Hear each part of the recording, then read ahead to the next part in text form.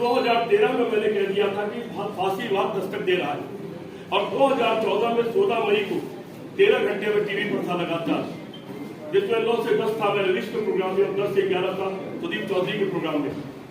उस दिन मुझसे एक सवाल पूछे गए थे, मैं शुरू जानबूझ के यहाँ से कर रहा हूँ, समझ में आ जाएगा कि क्यों मैं सैद्धांतिक राजनीति करता हूँ।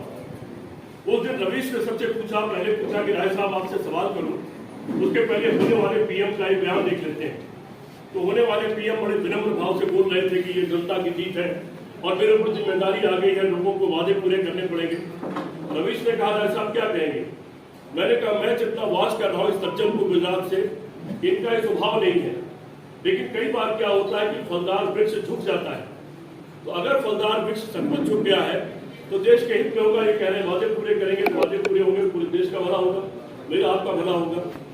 10 से 11 के कार्यक्रम में था मैं संदीप चौधरी के साथ और प्रकाश जावड़ेकर मेरे सामने थे।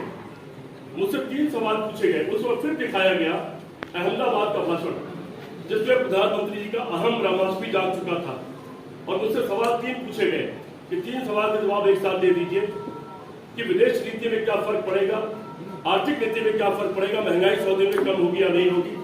तो मैंने माफी मांगते हुए ये कहा था कि मैं पहले 30 सेकंड आपके सवाल से अलग की बात करना चाहता हूँ। याददाश्त में जोड़ डालिए, आपको याद आ जाएगा, बहुत चर्चित बयान है और ऑन रिकॉर्ड है ये।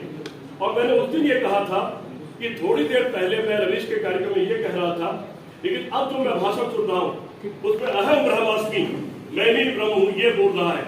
तो पूरे हिंदुस्तान के जितने करोड़ लोग इस वक्त टीवी के सामने बैठे हो, वो लिख करके रख लें कि अगर अहंकार अहमदाबाद से चलकर दिल्ली आ रहा है तो भारत अपने इतिहास के सबसे असफल और अयोग्य प्रधानमंत्री को लिखने जा रहा है।